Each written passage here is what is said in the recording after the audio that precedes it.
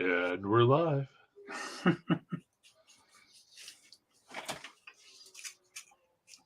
So you were all giggly, huh? Yeah. You know the camera is on you, not your drawing, right? Oh, we'll have to fix that. Might scare off some viewers. Right, probably all of them. Ta-da! There we go. Well, that cross is looking more defined than I remember it. Which cross? The one you were painting just now? The The shadow shadow? of the cross. Okay. Because, like, I worked on this one a little bit, too, and, like,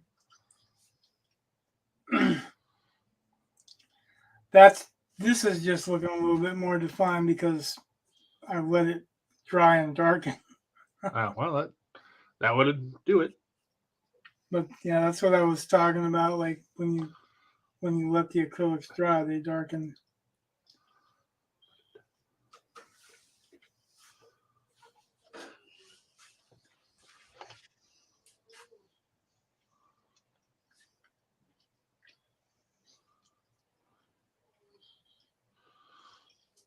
I don't have a whole lot to do on here, All right. but I figured I'd finish this and like I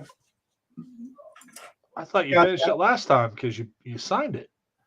well, and I also said that I probably would toy around with it a little bit. Well, okay. It's not a lot of stuff. I'm just second coating the shadows in the cross a little bit. And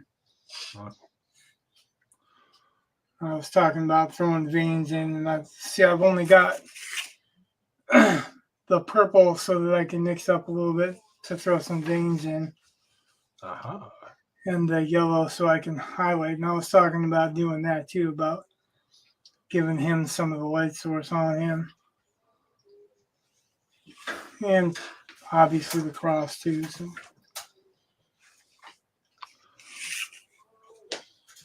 So I got like the worst tattoo today. Because you keep getting them from somebody else. Nah. I know it's a little bit of a trip, but it's worth it.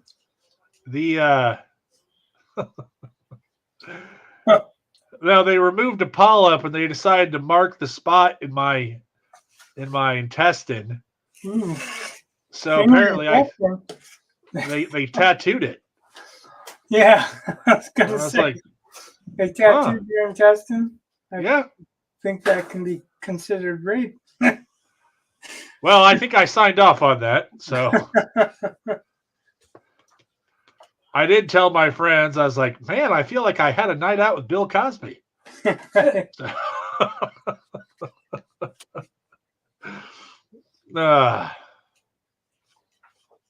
what? No. Are you saying hi? Because you got to say hi because you don't get that. Hi. Hey, Eli. He doesn't hear you say hi if you don't say hi. Hi. Should I come now? Yep, he heard you. I heard you. I said hi. Well, he repeated it and then he walked off. Wow. Apparently, he's had his. He had his fill. He's like, all right, I'm done. I'm tired of you. He didn't want no more.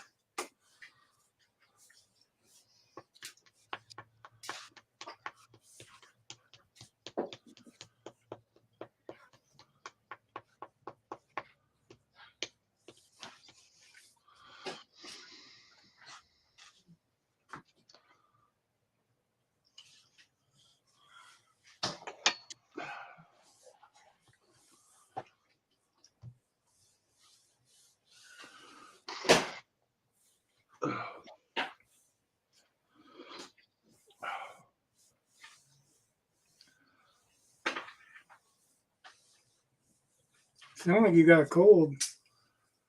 Yeah, I think I got a sinus infection, actually. Yeah, and I love when I get them because it hurts my teeth. Yep.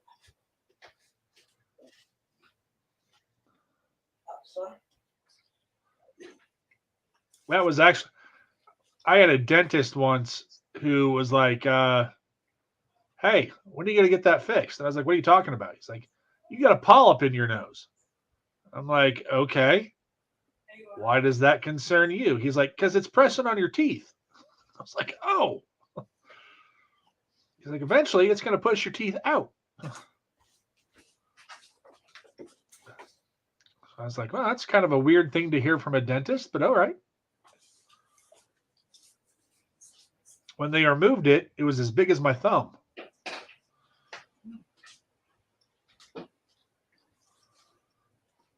Well, I guess it's a good thing that you heard it from your dentist because he removed it.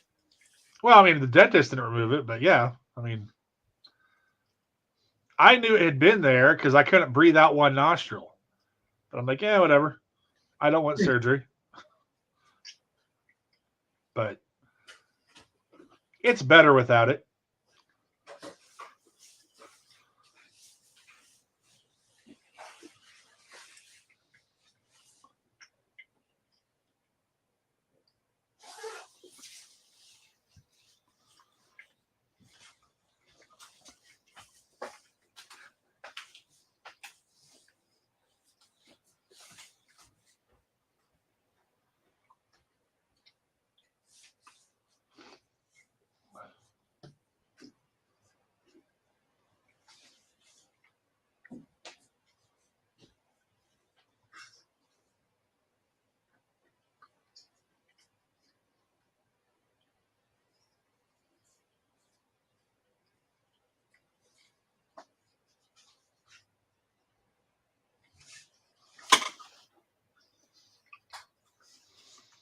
Does that read well to you? I didn't enlarge myself. So. Are you trying to highlight the veininess of his chest? The what? What are you trying to highlight? Trying? Okay, let's walk through that again. So you can't see my cursor like I can. But yeah, you're hitting the, yeah, it reads. I just figured that'd save a lot of questions. Yeah.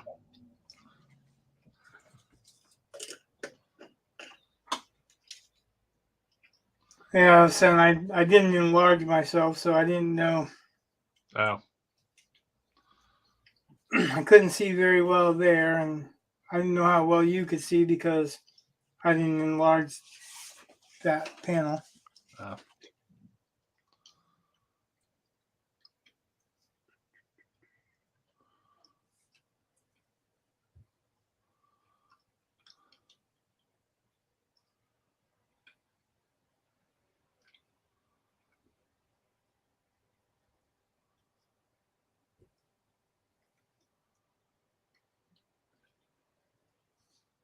I don't know if I can do that in the middle of the shadow and make it work.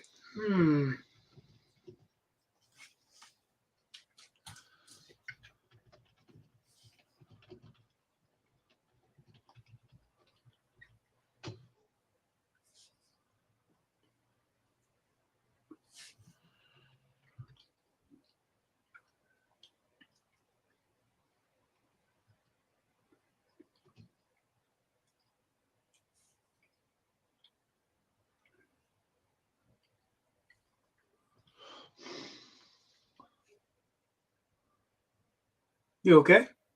Yeah, why? Because it was a sound. I didn't know what it was. Oh.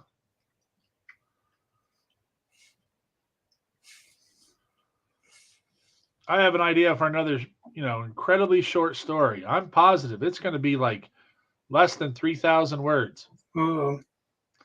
Yeah, I know. Never happens. Well, it doesn't for me, so it might for you. No, it never happens. Ugh. I can't make any claims for you because I don't know how that works for you. But It shouldn't be that long. There's not a whole bunch that I'm going to write about, but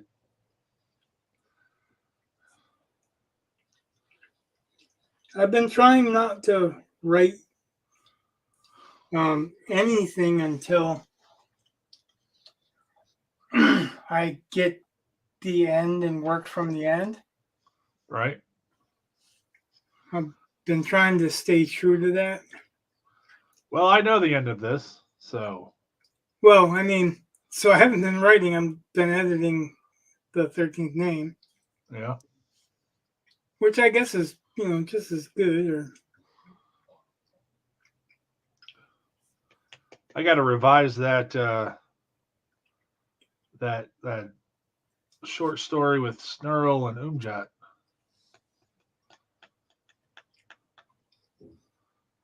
okay, That was my goal for this week since I had it off. Get that revised and then turn it into Writers of the Future like a month before it's due, which I've never done. I've never been that early. well, if you're done that early, you have plenty of time to let it cool. Well, I've let it cool. I mean, it's been weeks since I touched that bad boy.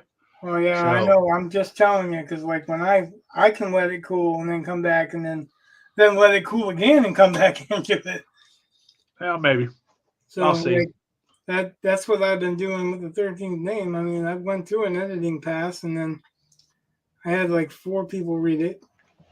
Then I made some changes and I let it cool again. Not saying that that's the way for you or anything, but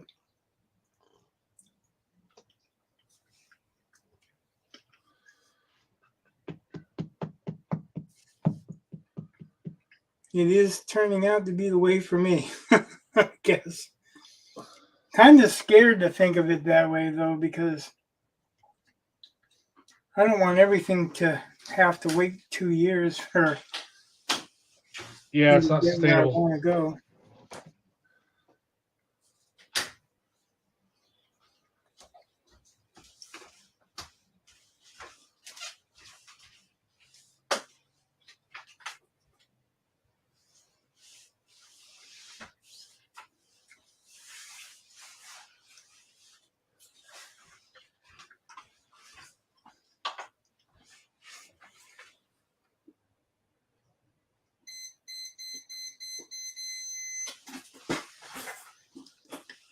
That is the That's a fun sound of noise.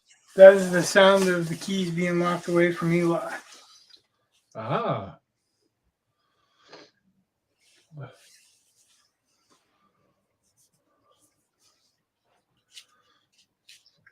Because we all know what happens if Eli's got the keys in reach. uh,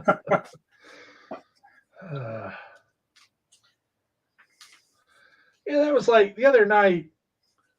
My son messaged me and he said he was going on a date. It was Thursday night. No, Saturday night.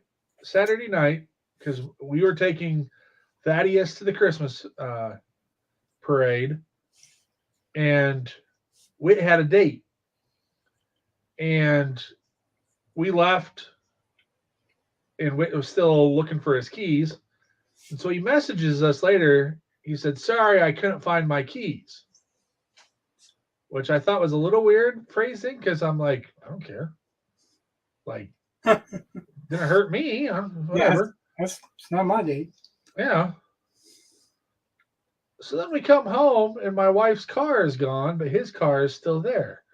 And I was like, wait, And you understood. so he took your car without asking to take your car. Now, I generally don't care because, a car is a car, At least he's got except a license. for, He knows how to drive. well, I mean, the car my wife drives is, I think, an 86 Park Avenue. So if he wrecks it, it's not the easiest thing to find parts for. Like my father wrecked it. Like he he bought it like cherry, like it was insanely good condition. Um, and it was his little baby after he retired. I'm like, all right, whatever. I mean, it's the boxiest looking turd brown I've ever seen, but hey, whatever. I mean, that's what floats your boat. Go for it, you know? And then he got married and then decided he didn't want it anymore. I'm like, all right, cool. So he gave it to us. I'll take it. Like, doesn't hurt my feelings at all. I mean, it's not the most attractive car to me, but it's still a car. It still runs, you know, and whatever.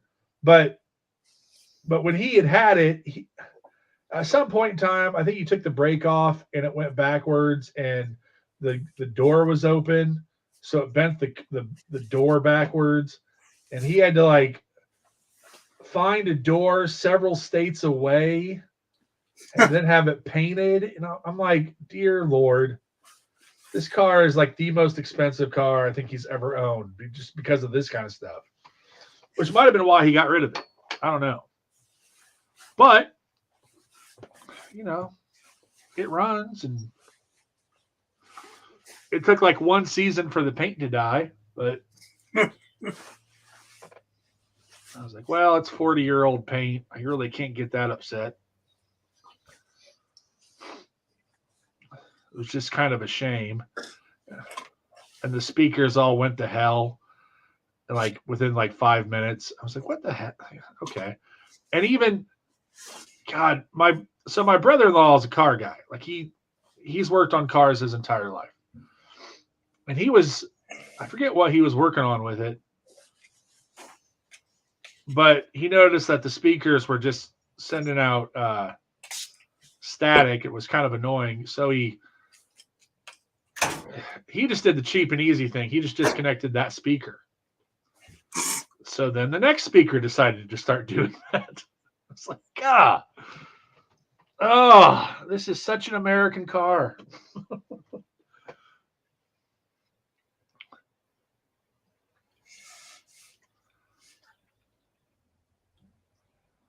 Then my father decided to buy a Studebaker, which I'm like, really? Like, you just wanted older? But my father has always had a soft spot for Studebakers. Well, I have a soft spot for old classic cars. So. Well, growing up, we had an Avanti. I just don't have a checkbook for it. What? I just don't have the checkbook for it. Yeah, well, neither do I. But yeah, old classic cars. My father bought a 1967 Avanti. It was deep purple, black interior, and I mean, it was one of the neatest cars growing up. Just had a whole bunch of stuff to it that was just different than any car I'd ever been in. And we had that thing for years. And then my brother got his license. So got rid of that car. I love the segue. And then my brother got his license. Yeah, well. And it's like a Marvel comic. Enough said. Yeah. I don't think my parents could afford the insurance after that. It's bad enough with, my father driving it every once in a while. And that was like it was not his work vehicle. That was his play vehicle. So he got rid of it. He bought this nice, jacked up red pickup truck. But it was a stick, and my brother didn't know how to drive a stick. And so he decided, my brother was a butt and decided not to learn. So then my father sold that truck and got a tiny little car that was still a stick. And that's what my brother ended up with, which eventually means that's what I ended up with because I got the hand-me-down. And I'm like, we could have had a truck. And I'm talking like big giant wheels and the headlight or the lights above and stuff. Like it was jacked. Like it was awesome. And nope. Had to get rid of it.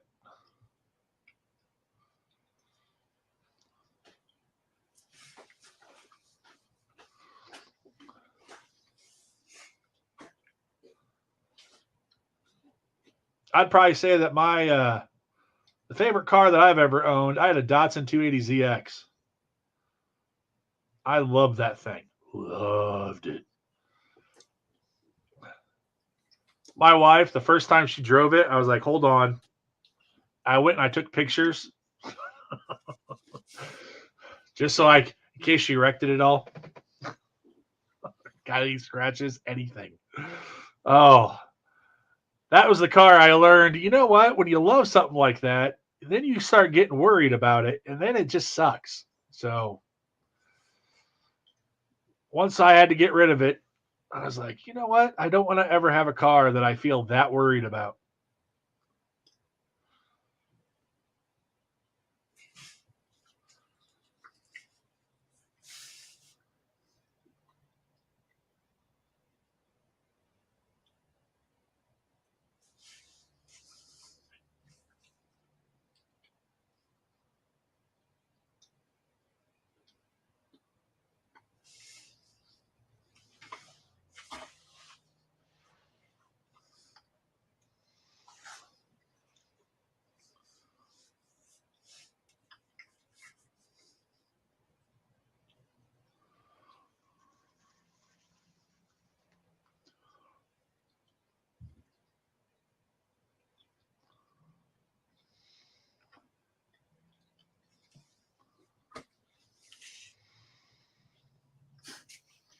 We keep getting these little 20-second views or something.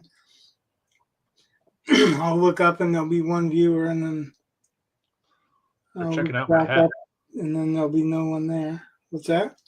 They're checking out my hat. It's amazing.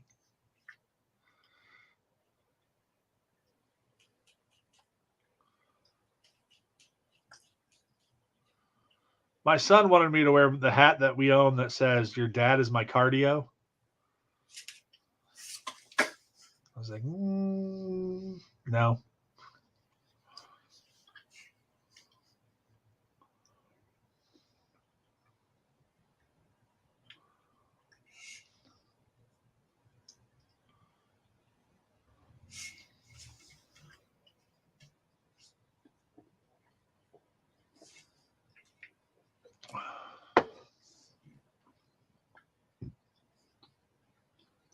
Is this the same son that's supposed to do the voice and doesn't? Yes. Yeah, so tell him you can stick his suggestions.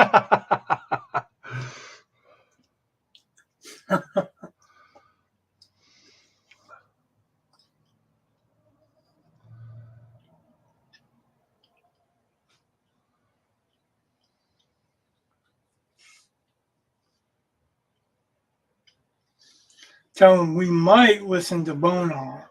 Yeah, maybe. Dude, that would have been such an amazing channel. I'm so saddened that he won't do it and I can't figure out the voice. I was saying, like, it would have been nice to have a guest like that. Well, I got to tell you, part of the problem is the puppets are just hard. Like, especially if you're trying to stay out of it. Like, you need a whole, like, display thing to, and then you have to, like, sit behind it, and then you don't know what's going on. Like, it was, after trying to do some puppets, I was like, you know what? I have a newfound respect for puppeteers. Well, usually they have like cameras and stuff if they're going to be on TV. Well, we so did they, not. They can, they can see what the audience is supposed to see. Well, I'm not, I'm just saying. Yeah, and I could have possibly rigged say, it. That means that you shouldn't be respecting puppeteers, because that's not what I mean either. Right. I'm just saying, that they do have tricks of the trade, Oh, yeah.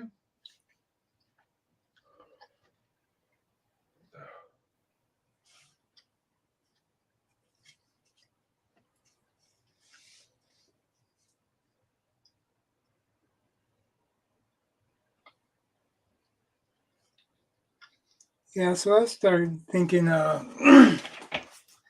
thinking about the story that I was tapping into your Weird West.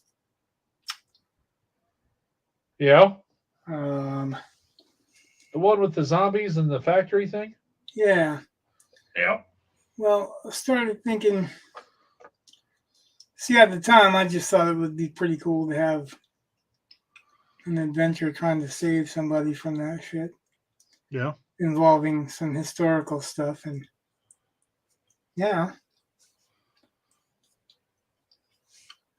I've got an idea brewing. Yeah.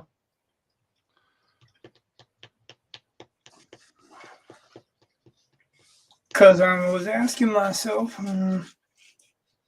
how did he get on that ironclad in the first place?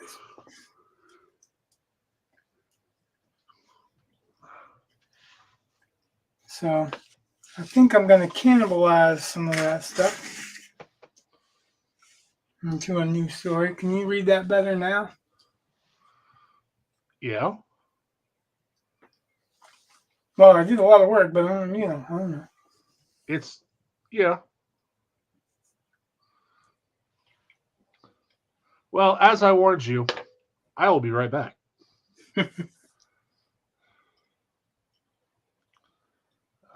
Once I figure out where my cursor is so I can mute myself and stop my cam. Dang. I can. Never mind. Let's say I can if you want.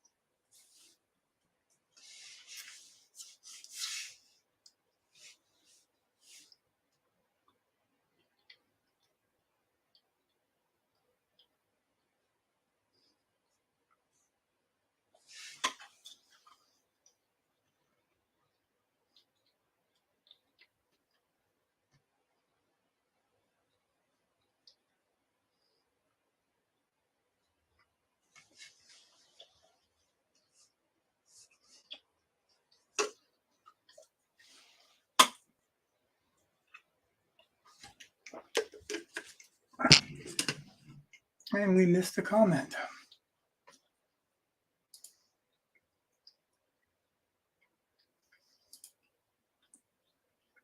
Are you still here, Dennis? I can never tell.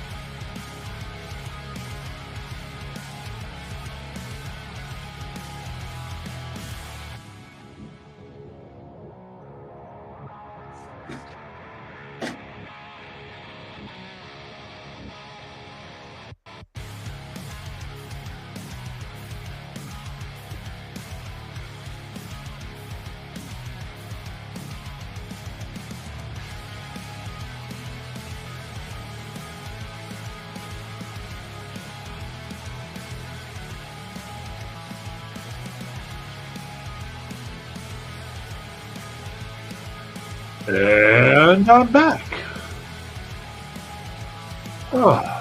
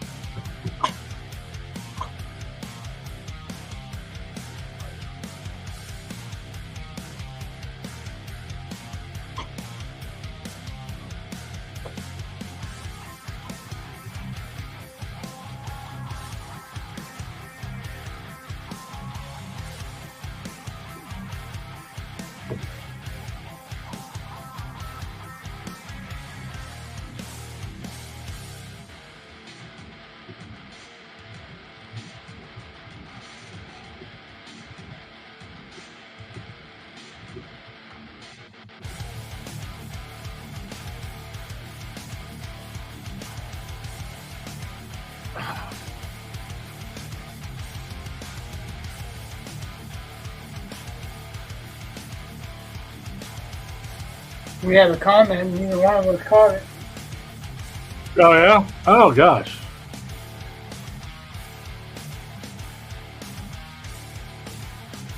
Did not catch that. I was in the wrong thing. Rookie mistake.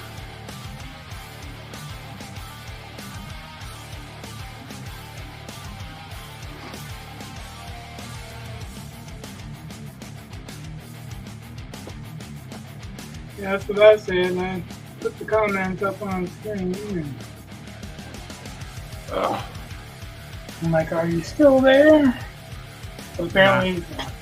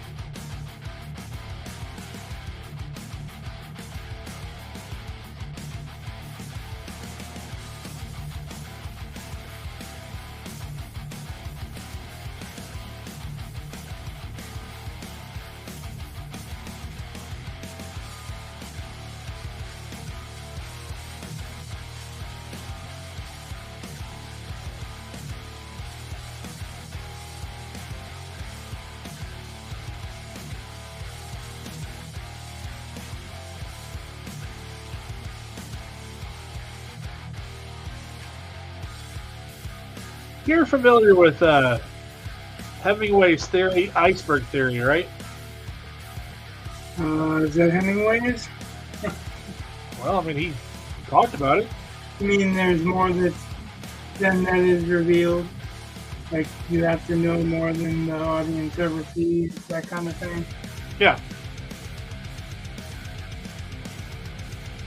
Then yes. I'm just thinking, like, I got an idea for a short story, and there were things that I needed to know that I don't plan on ever reaching the page. Like, maybe little hints, maybe, but like, and maybe I'm being stupid because I have a habit of doing that, but I want this to be about, like, the protagonist is a serial killer, but I never want to mention that. Like, it's not him killing people, but I really do want, like, the first line I think kind of tells you that he's up to no good, but I never wanted that to actually be in the story. Like, it's, I don't know. But I had to know how he killed people and why he kills people and all this other stuff so that I know how he reacts and I know what he's doing and I know why he does, you know, all those things that the reader will never have to know. And I was thinking about... So, will the reader ever know that he's a serial killer? I think it'll be strongly implied. Like, I've got a couple of ways to... Again, the first line I think is a good indication. He's at least a criminal. I mean, it doesn't technically say it, but it's, I think, a good indication. Which is all I need. But I was thinking also about how, like, that story that we've kind of been slowly working on. You know, some of the stuff I had to know, even though it won't necessarily ever reach the page. Like, in order for me to understand character motivation, or for me to understand what kind of challenges might be faced, you have to know a lot more than what you're going to need.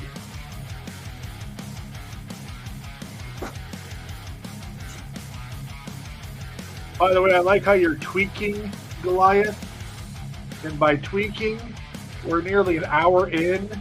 And, I mean, it's more than just highlights. Those veins are insane. Well, hopefully, like, I had to have a basis on them to do the highlights on them, so.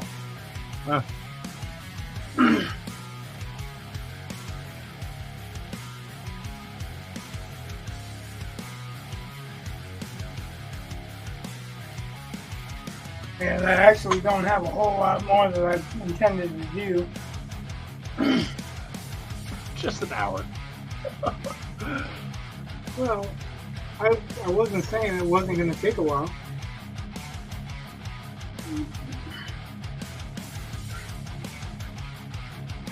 I don't think you should ever be afraid to take the time you need to do whatever you need. I agree. I just think it was funny. That's like me and my, oh yeah, this should be like 3,000 words. Well, I only laughed at that because I couldn't do it. Oh, it wasn't anything about you. It was about me. It was like, yeah, that sounds awesome, but if it was me, I know damn well I can't do it. Yeah.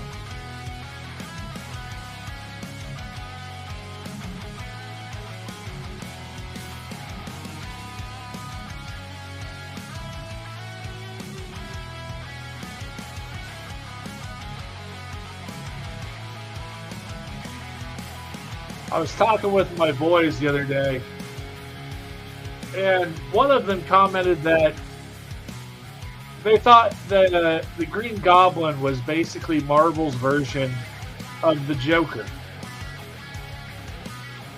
Now, I don't agree with that at all. Like, I think maybe they wanted something similar, maybe, but I just, they're not similar. Like, they're just not. Well, first of all, the Joker comes from an old black and white movie Right, I've seen that. called The Laughing Man, I'm pretty sure. Yeah. But And the Green Goblin is not. no, it's not at all. I would say 100% nope. But I don't know, it just got me thinking about some of the stuff. You know, they talk about how that, you know, you can't write a completely original story. You know, all the stories have been told. It's just different ways of putting them together and blah blah blah. Because I was worried. I mean, it's the same. The stories aren't different. It's the points of view that makes it different. But yeah, Yeah, I mean, you can take different twists on them and whatever, but because I ran this story idea by my wife, because I wasn't I was like, I could see this being similar to this story, because I don't want to put a whole bunch of effort into it just for her to go, oh, you wrote this story. And, oh, screw that. Then also I got thinking about it. It's like it's clearly different. It's clearly got differences, and yeah, there are some similarities. But I'm like, that's going to happen no matter. Like, the more books you read, the more similarities you're going to find with other stuff. Like, you can't avoid it. right. The part. I don't know why I worry about it so much. I'm like, yeah, you're right. Well, Just- because you don't want anyone to look at it and go, "Oh, it's a copy." yeah, I get it. But in the end, Well, no, somebody's going to say that no matter what. I think that's the problem that you're having, though, is that similarities in a copy are not the same thing. Well, that's like, Because Robin Hood is not the story of Heroin. Even though that's what it's based on. That's where it draws from. well, I was thinking back to it. Jake had said something about that story I had with the teleporter and stuff. And Or you just going to say telephone. no. But I mean, you guys had already talked about, like, this sounds kind of like a Star Trek episode. That was already a red flag. And then Jake goes, it's like, it reminds me a lot What of. did I say when I said that? Like, I it know, evokes Star Trek, but that's not necessarily bad. I get it. But then There's a Jake lot was of- also lot said of something Trek about that. Event Horizon, and I was like, oh god, it is a lot like Event Horizon. But it's not Event Horizon. Like, Right. it's just one of those things, like, man, sometimes you gotta get out of your own way and just accept it, that you're gonna have similarities to other work. And quite frankly, you know, Shakespeare didn't come up with very many things that were original. No. Shakespeare wasn't trying to write original. He was trying to reimagine history. A lot of the times it's history that he's tapping into.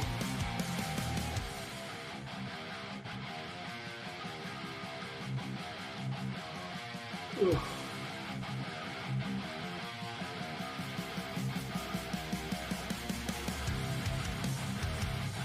One of my least favorite. So, when I was teaching sophomores, every year we had to do Julius Caesar.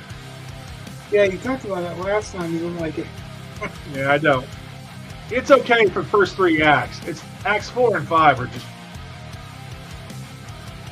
in my not so humble opinion, acts 4 and 5 are garbage. But whatever. It's still got some amazing writing in it that I can't touch. So whatever. Like, it's not like I can't respect it. I just don't have to like it. But I don't know one why of the people things, say that all the time about Shakespeare. Oh, I couldn't touch that. Well, I don't know if that's true. He just had. some of the stuff he did was just, and part of the reason why he could do it, well, in my opinion, is we don't have, like, it's not like we're looking at first drafts. We're looking at drafts that have been performed in front of people and then revised until it works. You know what I mean? Yep. Like, it's not the same thing. So, whatever. But, oh yeah, I hate the fact that every year whenever I taught that, I would tell students, Julius Caesar is not a history. Like, it's in the title, The Tragedy of Julius Caesar. It's a tragedy. Make sure that you do not think this is a history. It's like, I will guarantee you, at least one of you will get it wrong on the next quiz or test. When I ask what type of play is Julius Caesar, at least one of you will put that it's a history.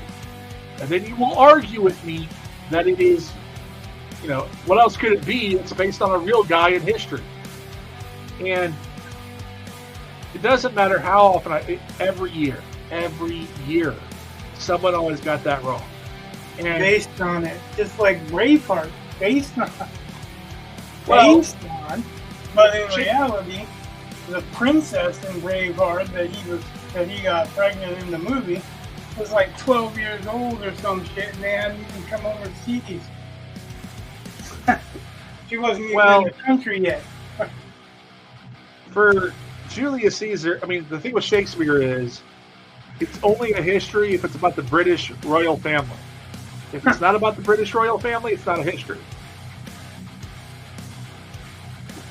There are always tragedies, or I don't know of any comedies that are like that. And depending on what school of thought you're in, some people say there are 4 types of Shakespeare plays, and some people say there are only 3. I like the 3 version better. It's easier for students. I tell them that some people say there are 4, but I'm like, as far as I'm concerned, let's stick with 3.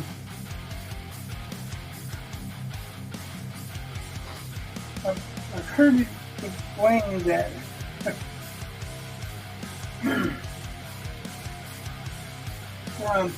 in Shakespeare, comedy doesn't really necessarily mean funny.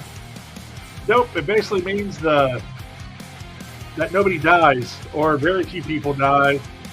Well, somebody said if you fall down a manhole, that's a comedy. If you fall down a manhole and die, it's a tragedy. That wasn't even. It was a totally different thing. Oh, okay. But yeah, it was like.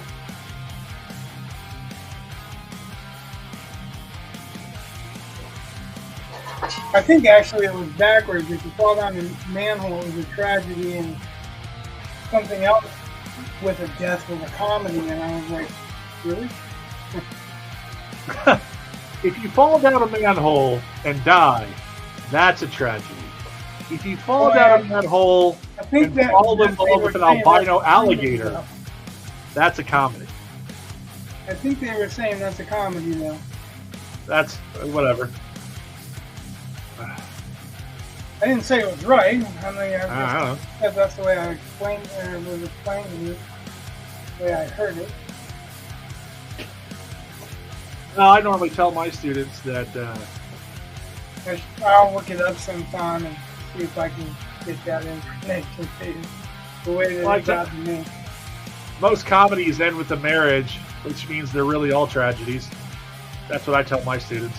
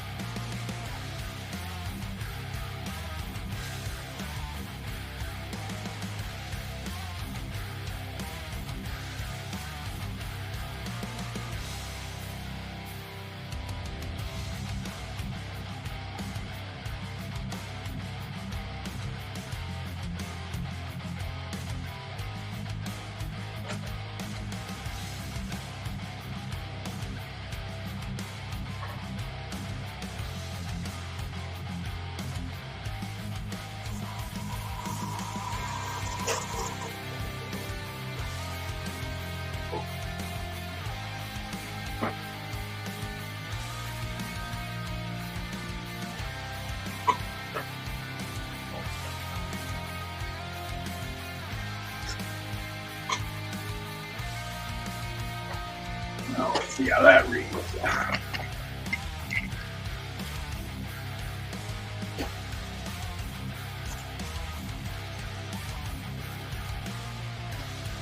Looks like he's on steroids.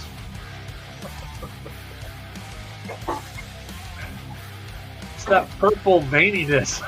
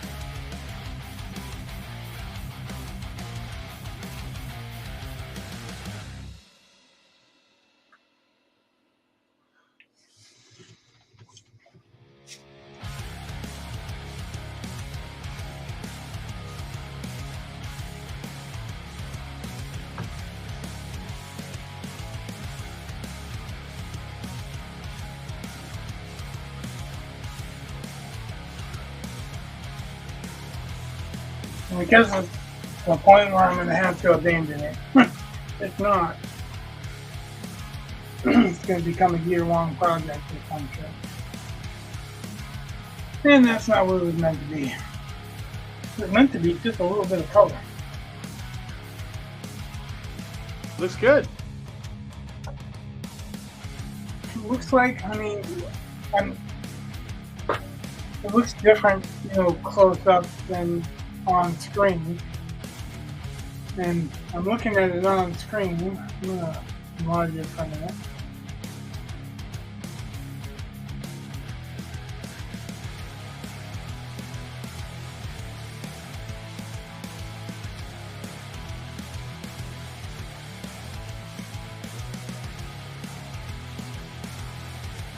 Yeah, I think it's as close as I'm going to get to where I want it to be. Alright.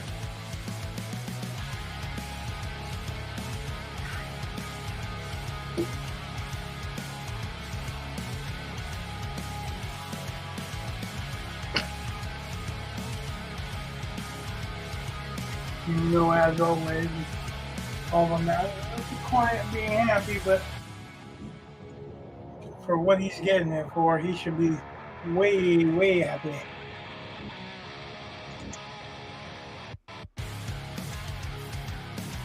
Now this is painter's tape, so yeah, it should come off without ripping it. I've had an issue where I let it set for a while. Yeah. I'm telling you, try a hairdryer. Yeah, I don't have one that I can plug into the plugs I've got nearby, remember? No, I don't remember. Really? Because she got me a hairdryer. She brought one down. Oh. But the type of plug it was so big of a square it didn't fit into the strip that I'm plugged into. Which is why I never used the hairdryer. But switching to the open fluids instead of, or fluids to the open, I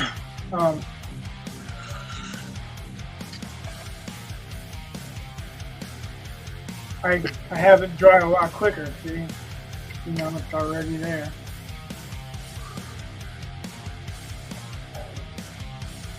The other ones took a few weeks, and the first couple of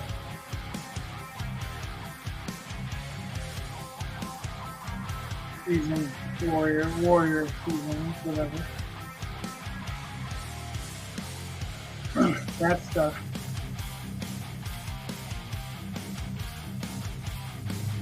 At the end of the day, if I touched it, I would come off with more paint and have to repaint it.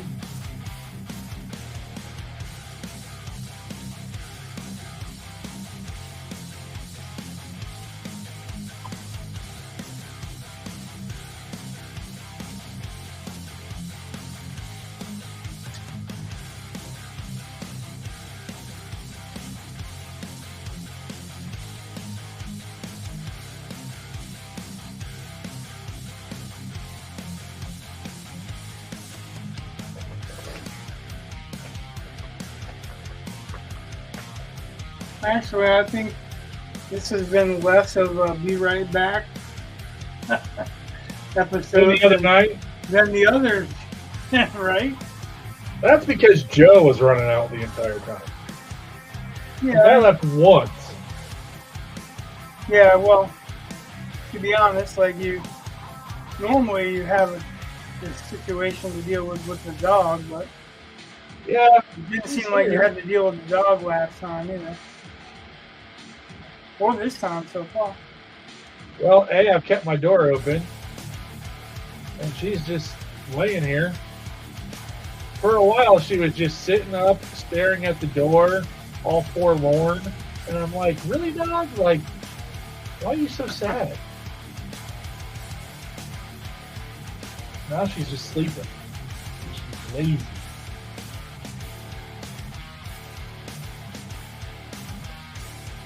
I think she was begging a little bit last time.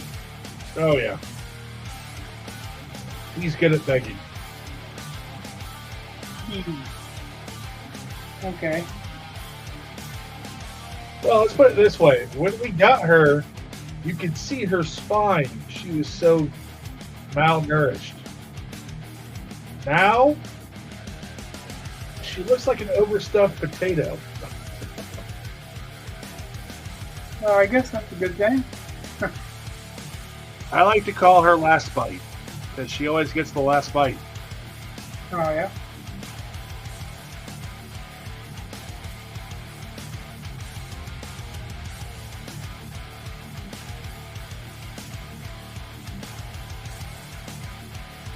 We always had a rule when we were partying that last beer or the last of the pizza or whatever goes to the people who bought it. I know. That's If it's what- food, it's normally my children. Yeah, right. See that should be working the other way. They should be the first ones to hit it up. Yeah. Well.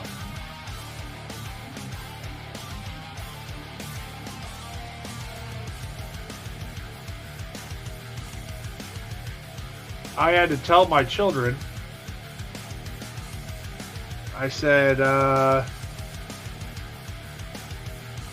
there are 5 slices of pizza in a box in the oven. If I go down there and I open that box and there are if there are fewer than 5 pieces, then however many that is, fewer than 5, that's how many weeks it'll be before I buy you any pop. So we'll see if I get to eat the rest of my pizza. Is that a tonight thing or? That just happened tonight. That's what I was saying. So let's see. They probably don't believe you. Well, God, I swear, if there's food in the house, it's a fluke. Normally, it's like, I swear, Let me remedy that. yeah. And that's like, I figured you didn't want all this food laying around.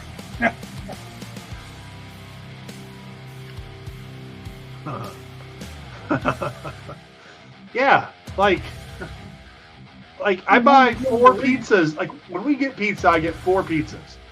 Everyone gets their own. That way I don't got to deal with anybody's, I don't like pineapple or whatever. I don't have to deal with any of that. I get 4 pizzas, and there should be leftovers. And I swear, I go to bed at night thinking, all right, I got half a pizza for tomorrow.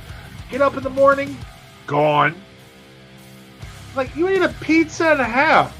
Oh, Thaddeus had some too. Oh.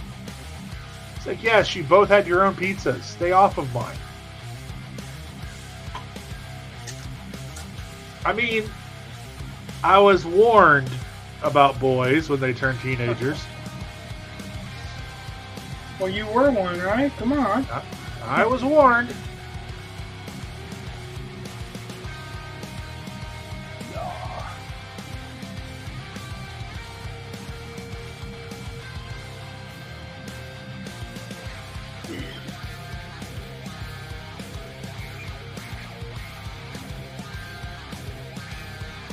I don't know what to do with this thing.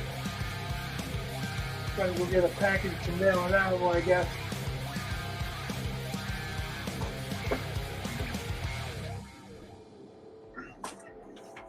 And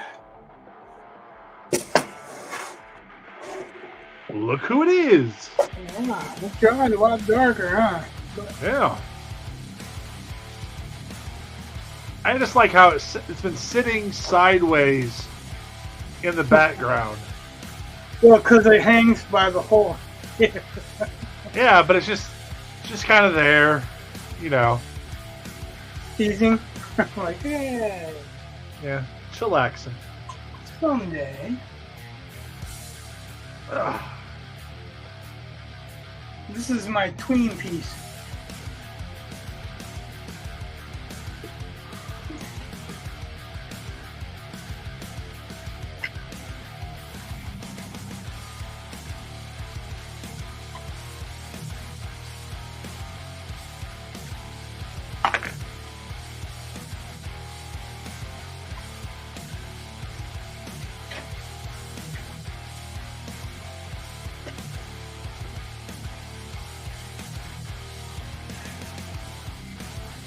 This is my tween piece.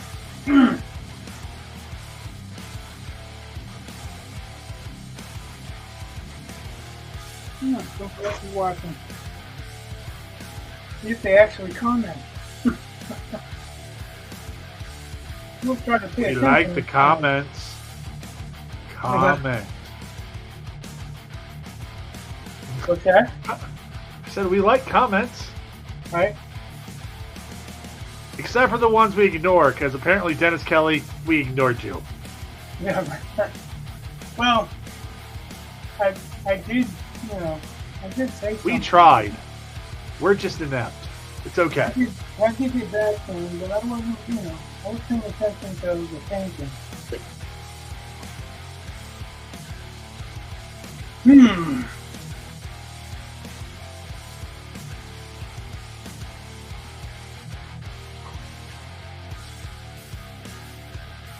Gonna use some green gray, I think.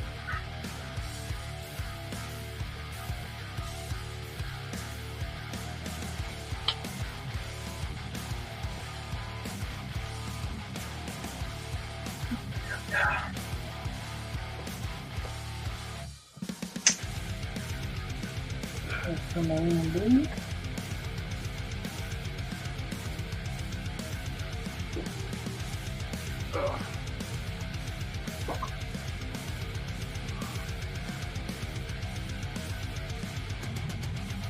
That's perfect.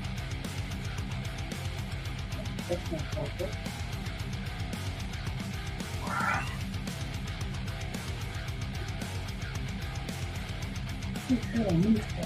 There. Oh, there it is. If it turns sideways, it's going to look flat anymore. Okay. It's tricksy.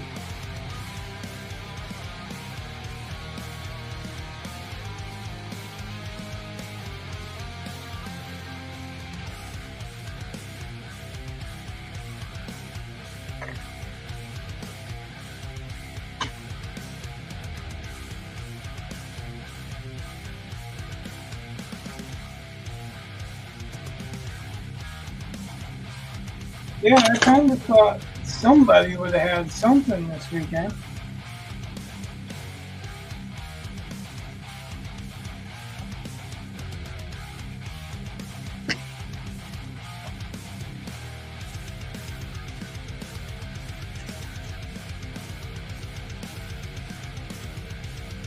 It was really.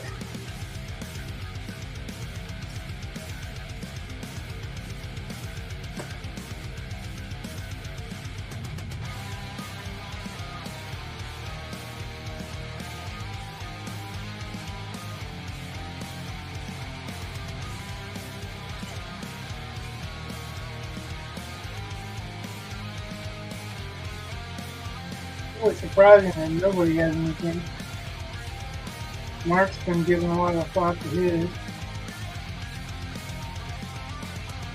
I thought he was going to surprise us with some this weekend.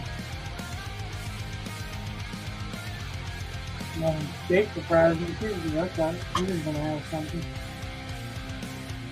Well, Rhonda's boss needed a proofreader, so I had to proofread 14 chapters, I think. So it's kind of keeping me busy. Well, yeah, but you just finished something too. So Yeah.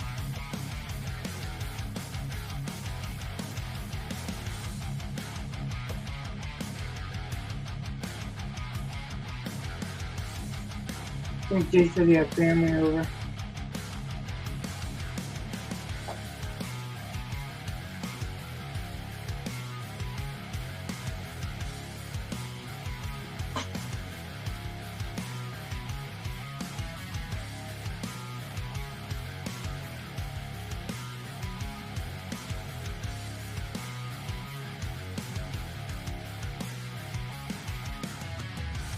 So there's this clip that's playing on Facebook from some Jet Li movie. And somebody just did a stance that I've seen. There was a higher ranked black belt that did it in class one day. And I just looked at it and I was like, what the heck is that supposed to be? Because it's not something we've been taught. And it was something he had picked up at Purdue.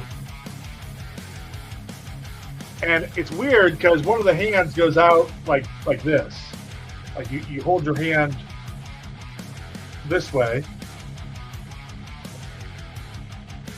And I'm looking at this and I'm like, okay, in a tournament, that might work fine. But I'm like, if you seriously squared up and did that, I'd break your hand. Like in half that, like if a hand is like that, all you got to do is snap it back towards the wrist. I'm like, you're providing me with a target to break your wrist. Like if I'm threatened by you, that's what I'm doing. Because I don't think you're going to fight much longer after that. That doesn't take into account people that train their wrists for years and years and years. Well, okay, but again, just saying. I'm looking at this thing and I'm thinking, they're not going to sit there and let you. Well, I get the point, except for it's one of those things where he's like, what are you going to do? And I'm like, and I'm telling, I mean, you just asked me because kind of a training thing. And I was like, well, on the street, I'd break your wrist. He goes, okay, but you can't do that here. And I'm like, yeah, I know. So then we moved on to the actual lesson. But I mean, there's a lot of stuff like that where, like, with 2-on-1 sparring, it's basically a cardio exercise. Like, the person who's the one is basically just trying to keep one of the other two between him and the other one. I'm like, that's not what I would do in an alley. Because in an alley, I would look to see who can I drop the fastest. That's who I drop the fastest. And then I worry about it being one-on-one. Like that's, I just, you try to make the odds better for yourself, but you can't do that in class. So, just one of those things that always bothered me. I'm like, wait, so you've trained us on how to, break bones and, hurt people. Not that we're trying to hurt people, but, in case you're in a situation you can't get out of, we are trained to hurt, to put the aggressor down on the ground as fast as we can and go somewhere else. That's the goal. So when you're doing 2-on-1 sparring, all of that just goes right out the window. And I find people tend to fuck with you less when you pull out a not knowing there.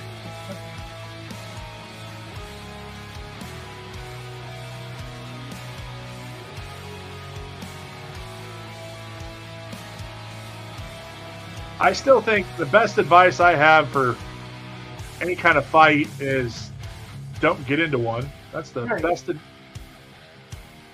Exactly. My uncle likes to say, don't go somewhere where there's going to be a fight. If you think you're in a spot where there might be a fight, don't go anywhere ever. Well, within reason. But he's like, if you find yourself in a spot that looks kind of dangerous, remove yourself. Where's the place that's not going to have a fight? Well, I mean, if I'm in the middle of a movie theater, I really doubt anything's going to happen to me. Hasn't happened in 45 years. I don't think it's going to. And I suppose I could mouth off to somebody or whatever, but I mean, if I'm grocery shopping, I'm not really worried about somebody. Now, Black Friday shopping, maybe, again, that's a good case in point. Don't do it. Stay home. Don't go out into the crazy. But I've seen a lot of fights in places that you're just gonna have to go someday. Well, there's no choice. That's why. Or in fucking parking lots of apartment complexes. Well, again, I've seen a lot of fucking apartment complexes. Like, you would be surprised. That's why he has 3 pieces of advice. Don't be where there's trouble. If you find yourself in a place that could be trouble, leave. And if you can't leave and you're in trouble, fight dirty.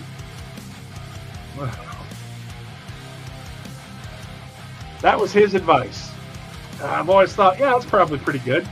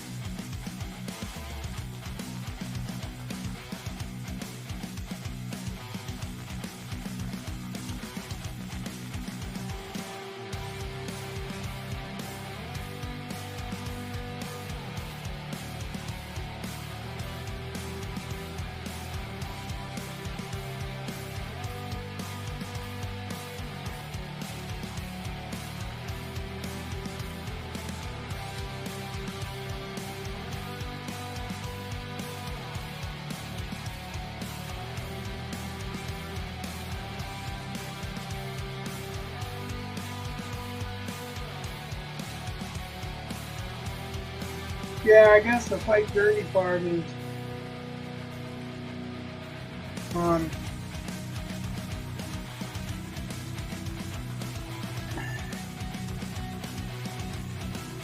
common sense. Well, there are a lot of people who try to fight. It's not so common anymore. Well, I mean, they get these ideas about what it's like to be in a fight, and you're just like, no. If someone's trying to do you physical harm, like, I don't think you should kill people if you can avoid it, but again, it's a matter of, who do you want the harm to go to, you or the other person? If it's the other person, then you have to be, willing to put them down and then run. So, what I was going to say is that there's no such thing as clean fighting. It's either impaired fighting or fighting. Yeah. I mean, the only time there's ever a clean fight is when it's for points or inside the ring and there's rules or some shit. But that's prize fighting, not fighting. Yeah, that's sparring. That's not killing somebody. That's not somebody wants to mug you or somebody wants to seriously do you harm. I mean, when you're in the ring, I mean, I've been in the ring before and you get hit and you're like, oh, that was really good. Way to go.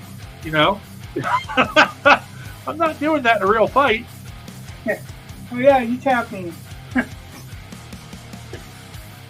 But, yeah, like,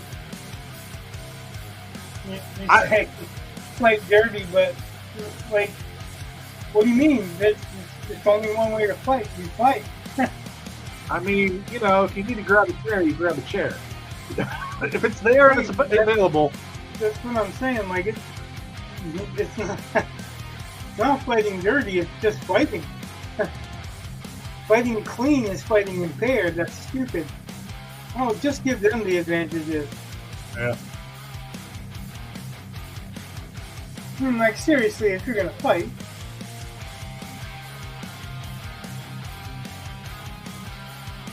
That's like, I broke up a fight, I don't know, a month or two ago. I was walking by the restroom and I could hear something going on. And so I yelled down to the hall monitor guys, like, I need help. And I went right into the bathroom, because that's where it was. And it was two guys fighting a third. And I got between them, which is dumb. Well, I figured, give the one that was getting pounded on a break. No, I'm just saying that's the fucking current state of bravery these days. Well, it's dumb. I never should have done it. Like, afterward, I was just like, God, that was dumb. Because I don't know if they got a knife, if they got whatever, but whatever. But it was kind of funny because, so the other two guys eventually come in, and I'm like, I don't know who started what. I just know those two are beating up on this one. It's like, and, they're still kind of wanting to go, but they're also not exactly sure if they want to tangle with three grown men. So I'm like, I'm taking him. You two keep them. Get them in separate rooms, but discipline handle it. And so I walked the kid down. I was like, I don't know who started what. I just know there were two kids in the restroom, and they were beating up on this guy. And the guy's like, they were trying to steal my vape. I'm not going to lie, but I want to give it to them, and I wouldn't take it like a bitch. And I'm just like, yeah, I probably would have given it to him. Is it worth it? Is it worth getting pounded on? I don't know. Sometimes. Well, I get it, but not for me. Sometimes you gotta stand up and show them that you're not afraid, even if you are. That's the price with bullies. Bullies generally attack people or pick on people because they can get away with it without a cost. Once there's a physical cost, they tend to start thinking twice about it. That's kind of the whole theory with the gun-free zone. If you take away the gun-free zone, then people know that there's a good chance that somebody can get harmed. Yeah. It's a hell of a lot less likely that you're gonna, run into people that are thinking they're gonna just come in there and shoot. Now, that doesn't mean anything's impossible or whatever, but the times that I took out the bullies that I took out, that's the way it was. Like, you had to stand up. I fought a bully over a cigarette Oh. in the boys' bathroom, and it wasn't so much over the cigarette, it was so much over the demanding a cigarette and where I'll kick your ass type shit. And I'm like, nope, that ain't happening. But that year I'd had enough of being bullied, you know. Well, And that year, actually, any bully that I saw ended up getting struck by me in one way or another. And I got to be honest, like, I'm not normally a violent person, you know. But I had a couple of times where I was like, I'm not doing it. There was a big ass bully that was smashing kids, like little kids, remote control cars. Like, this is the 80s, and those remote control cars are probably $150, $200, which was a lot of money then. yeah. And this dude was right out in the middle of the street, stomping on them, smashing the cars, and they're like elementary school kids, and he's a high schooler, right? Right. The parents are sitting there on the fucking porches, like he's in an intersection doing this. It's a suburb, so, you know, it's not really high traffic, but the parents are watching him. I'm like, really? Yeah, it didn't go for me, so I'm like, got in between him and that shit. And he tried to push me, and I went back like about a step, and at that time I was more heavily into martial arts. And he pushed me, and I went back a step, and I laughed at I laughed at him, and then I pushed him back, and he went all the way across the street and almost fell over. It's like a bridge over a creek, and he almost fell over it. Huh. And my ex-girlfriend, which I didn't know what was his current girlfriend, stepped in between us and begged me not to kill him. And then he, you know, it was like, he was a bully, and then when he left, he was like, I'm not leaving because of this. I'm not leaving because I'm afraid of you. I'm leaving because she. And I'm like, yeah, whatever, dude. Look out of my face before I smash you. Like, I couldn't believe all these parents were sitting there watching their kids get bullied. I'm like, parents, Yeah, really. if you're adults, there's nothing else, call the fucking cops. You don't think highly enough of your kids to protect your kids?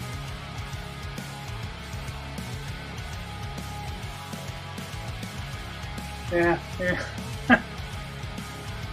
It was not good for me. And like I said, I'm not the kind to really just go about fighting, and never was really the kind to just go about starting shit fighting. Yeah, neither am I. But I I don't wasn't want to gonna be watch a 200-pound kid fucking smashing 9-year-old remote control cars get some sense of power, you know? Yeah, that's just shitty. Yep, well. And that's the same year, like the dude that started shit with me in the bathroom over a cigarette, that dude he'd been starting shit with me all year, but he thought he was gonna beat that ass in the bathroom, and I just folded his arm behind his back and threw him out of the bathroom and made him a laughing stock. Then he wanted to fight, and I fucking went after his ass. Then he ran, you know what I mean? Like I said, like, it's amazing how little a bully's got once somebody stands up to them and shows them they're not scared. I mean, obviously there are people that are fucking bullies that are badasses too, but I've found in my personal experience most of the people that are bullies like that are bullies because they're whipped at home or some shit like that. So Yeah. they only pick on people that are defenseless because it doesn't cost them. Shit rolls downhill type of thing, you know? Yeah. but I never really could stomach that shit. So most of the fights that I've gotten in, it hasn't been fighting over me. It's been fighting over other people.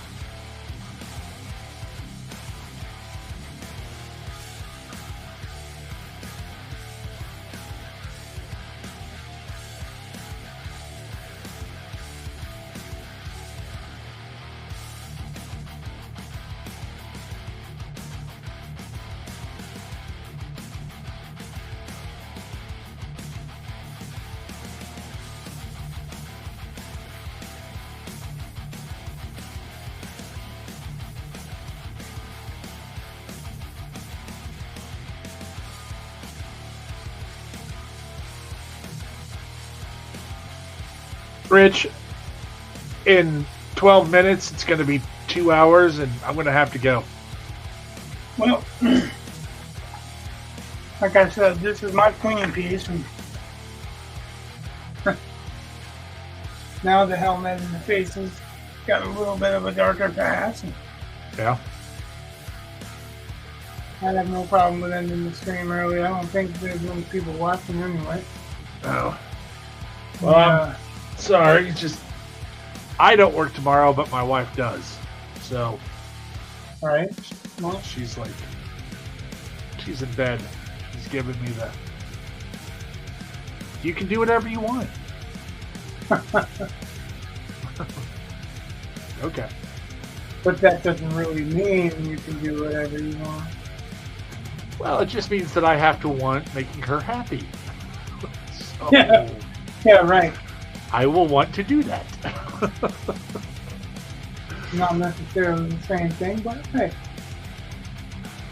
Oh, I tried to explain that to my son because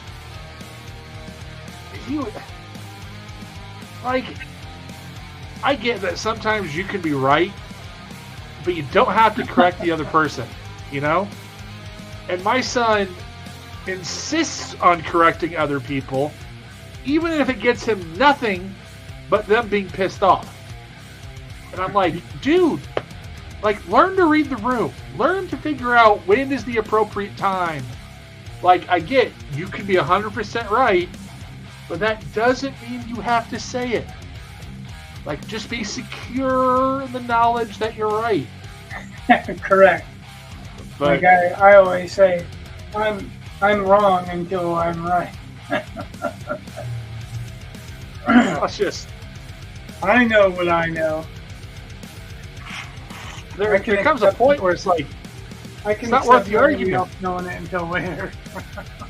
Yeah. That's like with I'm there are certain people in my department. We can talk for a second after, but I'm going to end this thing now. Okay. Thanks everyone who watched. The Goliath is done now. Back onto the Psychoslinger. Thanks. If you enjoyed what you're seeing, hit the like, hit subscribe, let us know. Good night. God bless. Much love. Peace.